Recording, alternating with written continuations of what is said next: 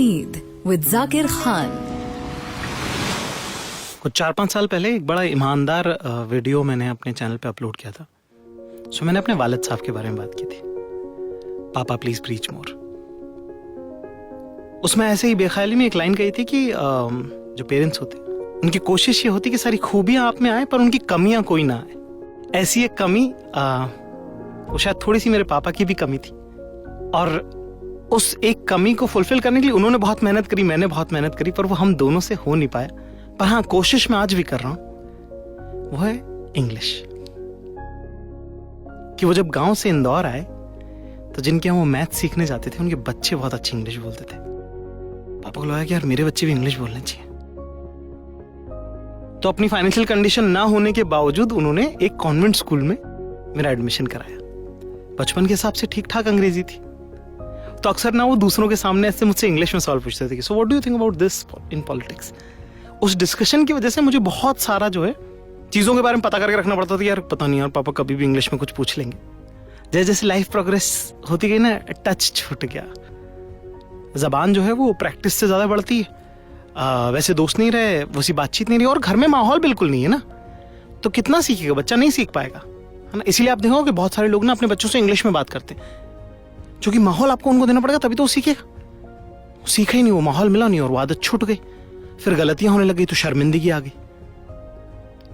फिर जब दिल्ली गए तो दिल्ली में क्या हुआ कि इंदौर के बहुत कूल लड़के होते थे, दिल्ली में गए तो वहां पे असली के कूल लोग मिल गए। तो हमने बोला कि हम कूल, हम तो फुल देसी, जबकि उतने देसी भी नहीं थे। तो जब बोला कि फुल देसी, तो फिर फुल देसी रहना पड़ेगा ना। फिर उसमें इंग्लिश छूट गई, फिर बोल दिया इंग्लिश नहीं आती, तो पूरी ही छूट गई। फिर 3-4 साल बाद जब कोशिश करी तो गलतियां होने लगी, शर्मिंदगी होने लगी, लोग मजाक उड़ाने लग गए। मैं कहा पर यार बचपन में तो ये कैसे हुआ। जो कॉमेडी करना शुरू किया तो हिंदुस्तान में जो अकेला कॉमेडी सीन था वो सारा इंग्लिश था। तो मैं जब करना शुरू किया तो कोशिश तो इंग्लिश में करी, पर हुआ नहीं उतने अच्छे से। फिर मुझे लगा कि शर्मिंदगी के साथ क्यों जीना, जो मुझे जितना आता है वो भी काफी बेहतर ही है और बहुतों से बेहतर और बेहतरीन आता है। तो हिंदी में कॉमेडी करना शुरू करी। उस वक्त ना एक शख्स थे जो बड़े स्टार थे, हमें अभी भी मैं उनसे बात करता हूँ ना, मेरे ऐसे गूज़बम्स हो जाते हैं। उनका नाम था Abish Matthew. Son of Abish के बहुत सारे एपिसोड्स में मैं इसलिए आता हूँ क्योंकि मेरे बहुत पुराने दोस्त हैं, बहुत करीबी दोस्त हैं यार। वो बड़ी अच्छी इंग्लिश बोलते हैं, उनकी इंग्लिश बड़ी साफ है, क्रिश्चियन है, बहुत सारे क्रिश्चियंस की इंग्लिश साफ होती है। और अपने घर में तो वैसा माहौल नहीं था, उनके घरों में वैसा माहौल होता है ना। इस तरह का एक हमारे दिमाग में एक परसेप्शन है हम। तो मुझे लगा यार ये आदमी तो अपने से क्या ही बात करेगा। तो उनके पास बोलने गया कि यार सर मुझे बहुत अच्छा लगता है आप जैसे बात करते हो, आपकी इंग्लिश बहुत अच्छी है। और मुझे लगा नहीं था कि उनके और मेरे बीच में कुछ भी कॉमन हो सकता है।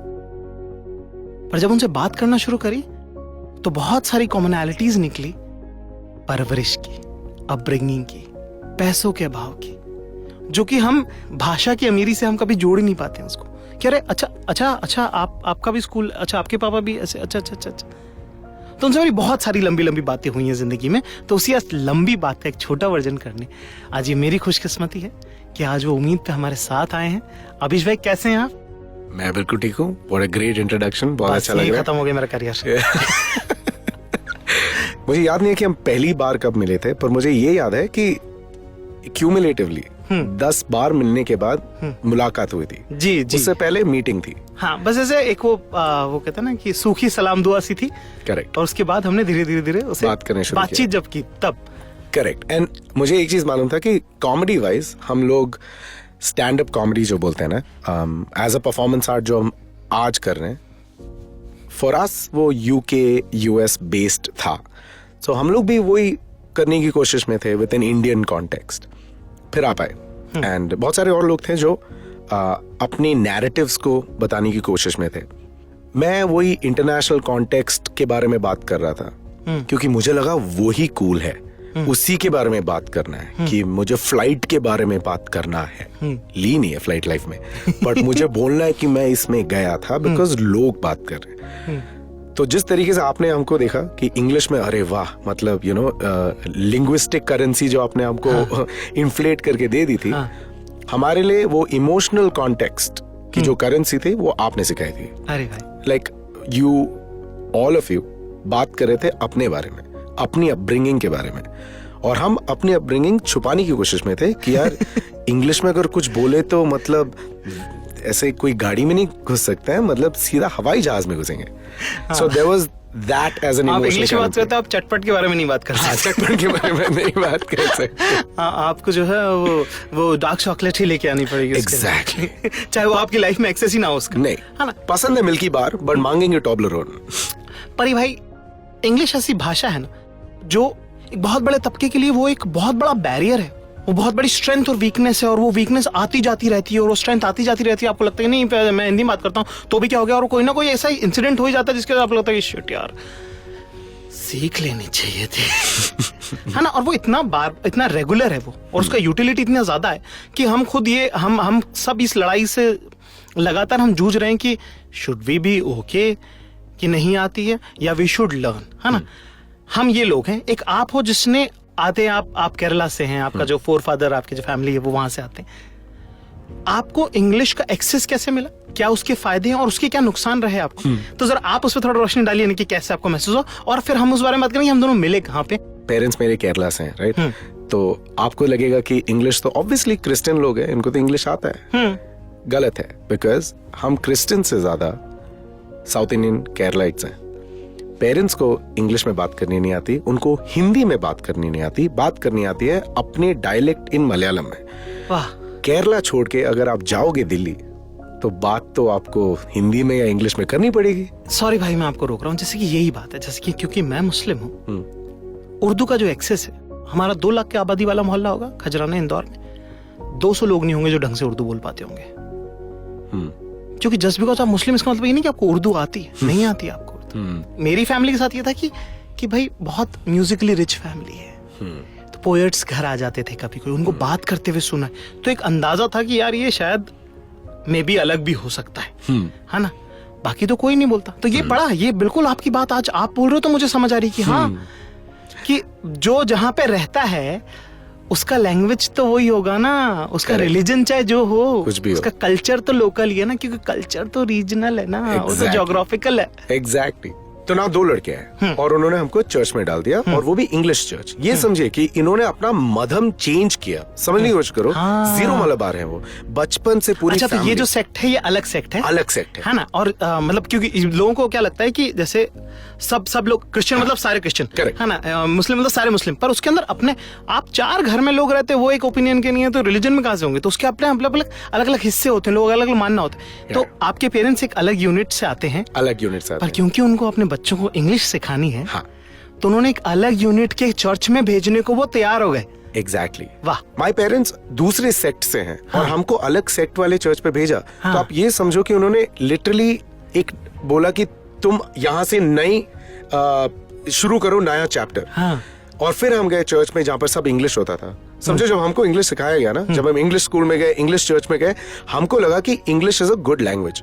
और सेम जो आपके साथ हुआ, हमने हिंदी छोड़ दी, क्योंकि बोला अरे इंग्लिश में तो हम रॉक स्टार हैं, हिंदी में क्यों बात करेंगे. हिंदी में तो मतलब इकोनॉमिकल क्लास नहीं बात कर सकते. करेक्ट. कॉलेज आया अपने पास, तब आया कि भाई हम लोग सेम कॉलोनी के हैं. तो एवरी टाइम आई मीट विवेक, ईशान, ये जो लोग हैं मेरे कॉलोनी के, आप हिंदी में नेचुरली बात निकलती है. ये नहीं क्योंकि आप हिंदी में मुझसे बात करो, बट मतलब कनेक्शन हमारा एम्पैथी है, सेम बैकग्राउंड है. पर अगर आप जाओ बैंगलोर तो हम इंग्लिश में बात करेंगे.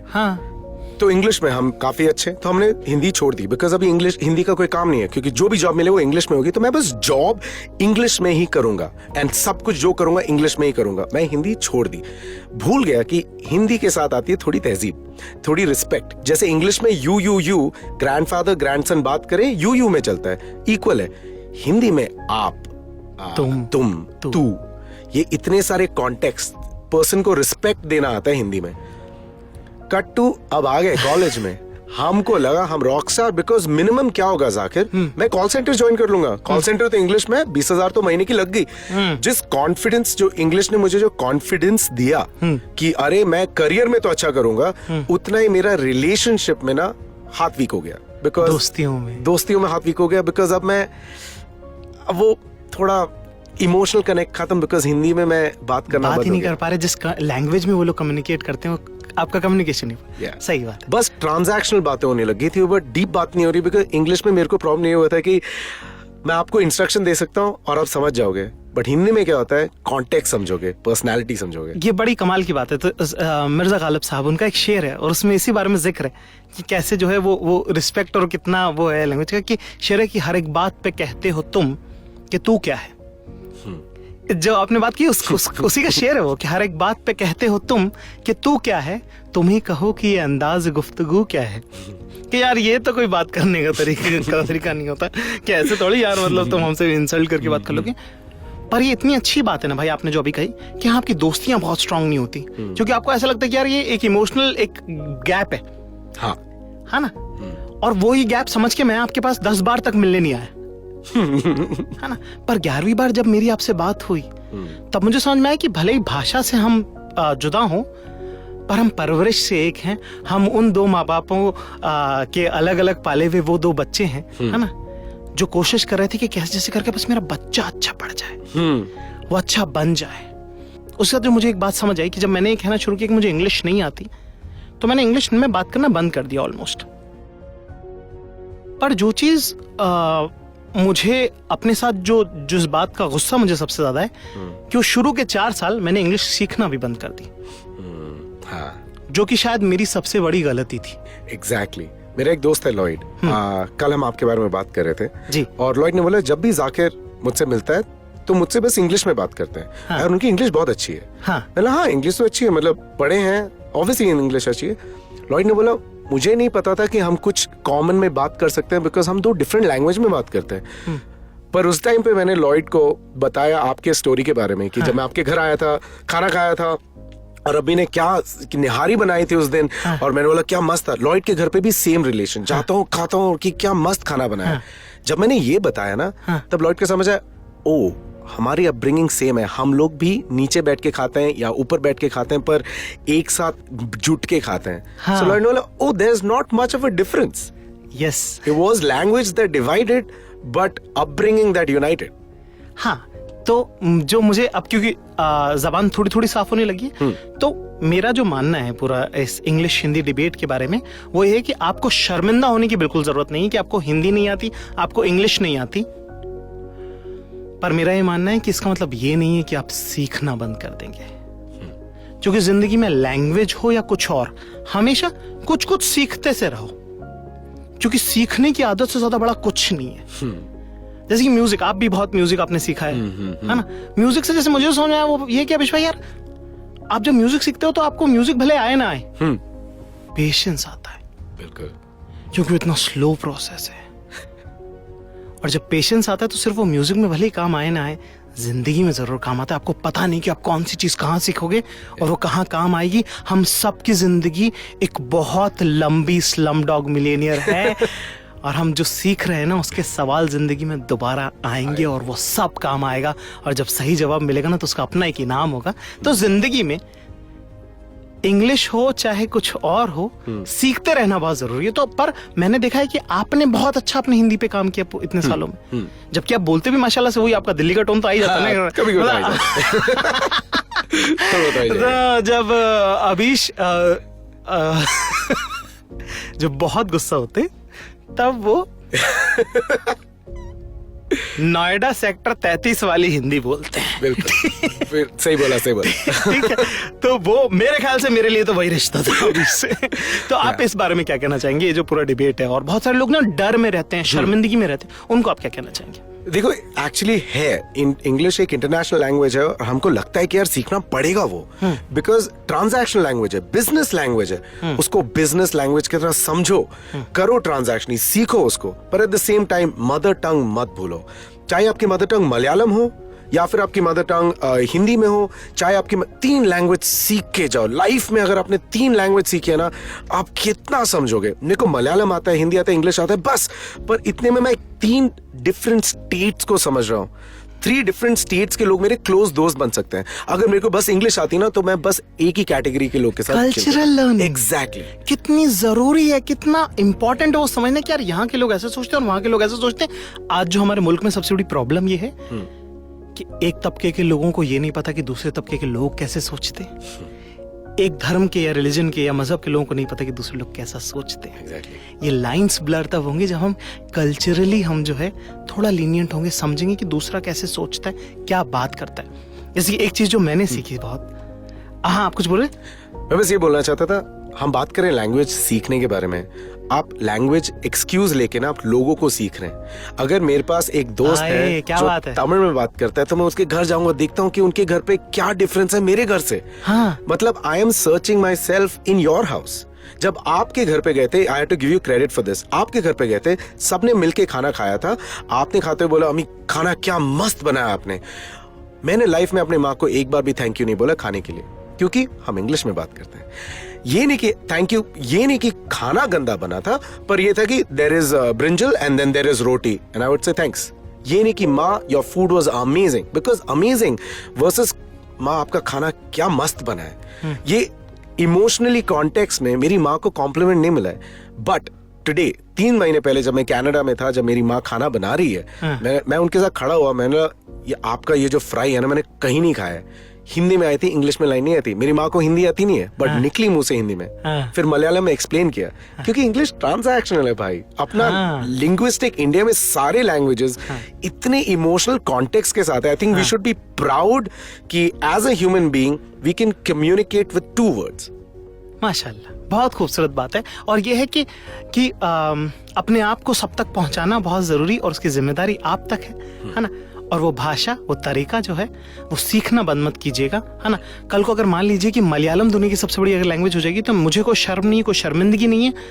मैं 50-55 साल की उम्र में भी दोबारा सीखने को तैयार हो जाऊंगा कि यार ठीक है, देखते हैं यार कैसे होता है, ये कैसे होता है। क्योंकि क्या होता है कि सीखना ज्यादा बड़ी बात है, लैंग्वेज आना नहीं आना वो बहुत छोटी बात है।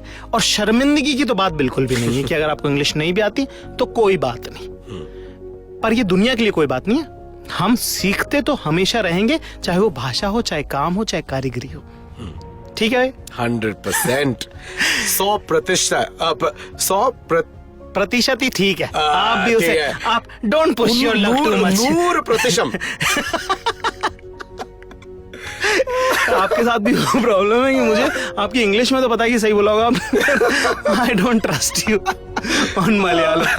खैर, आप लोग सुन रहे हैं उम्मीद, और इस बारे में हम बात करें कि जिंदगी के लिए इंग्लिश कितनी जरूरी है या नहीं है, और है तो कितनी और नहीं है तो कितनी। मेरा नाम है जाकिर खान और आप सुन रहे हैं उम्मीद। उम्मीद विद जाकिर खान। खैर, ये थे मेरे दोस्त अबीश मैथ्यू, और मेरी जिंदगी की खुशकिस्मती होगी कि किसी दिन मैं उनकी तरह इस अंग्रेजी भाषा को बोल पाऊं।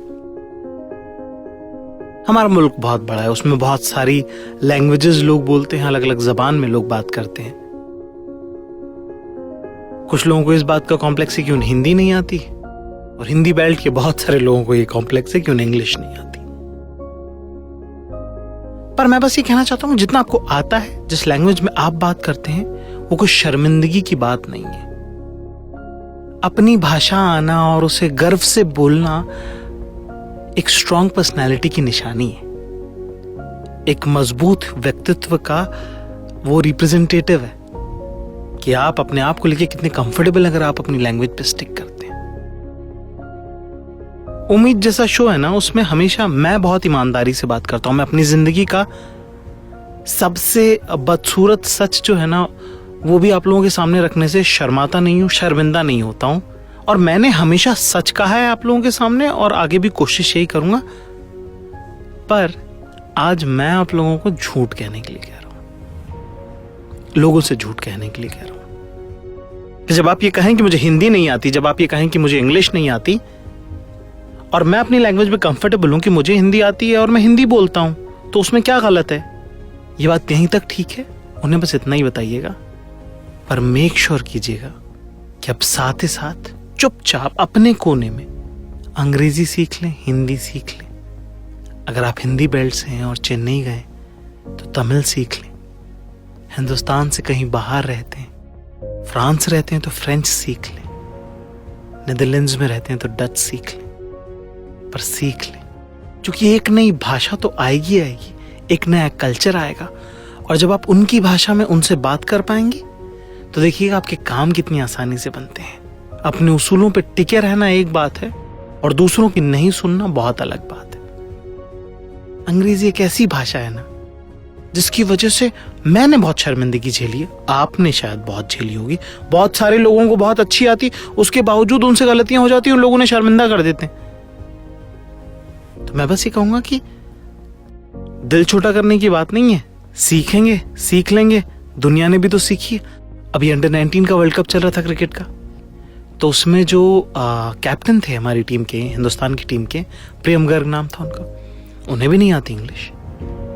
पर आप देखिएगा कि वो जो पूरा स्ट्रक्चर है क्रिकेट का, वो कुछ इस तरह से डिजाइन है कि 3, 4, 5 साल में वो अच्छी बोलने लग जाएंगे, क्योंकि वो लोग सीखते रहते हैं। तो सीखना मत बंद कीजिएगा और शर्मिंदगी में जिंदगी मत काटिएगा। ये दोनों बातें, इसमें से एक झूठ है और एक सच है, और मैं वो दोनों मिला के आज आपको दे रहा हूं, क्योंकि उसी झूठ और सच को मिलाकर मुझे जो उम्मीद मिली थी, एज बड़ा भाई माने बड़ा भाई माने, छोटा भाई माने छोटा भाई माने, ये बात मैं बहुत ईमानदारी से आपसे कह रहा हूं। थोड़ा सा गौर करिएगा, समझिएगा इसको, क्योंकि ये करके मुझे जो उम्मीद मिली है वही उम्मीद मैं आज आपको परोसने आया हूं। मेरा नाम है जाकिर खान और आप सुन रहे हैं उम्मीद। शब्बा खैर। उम्मीद विद जाकिर खान।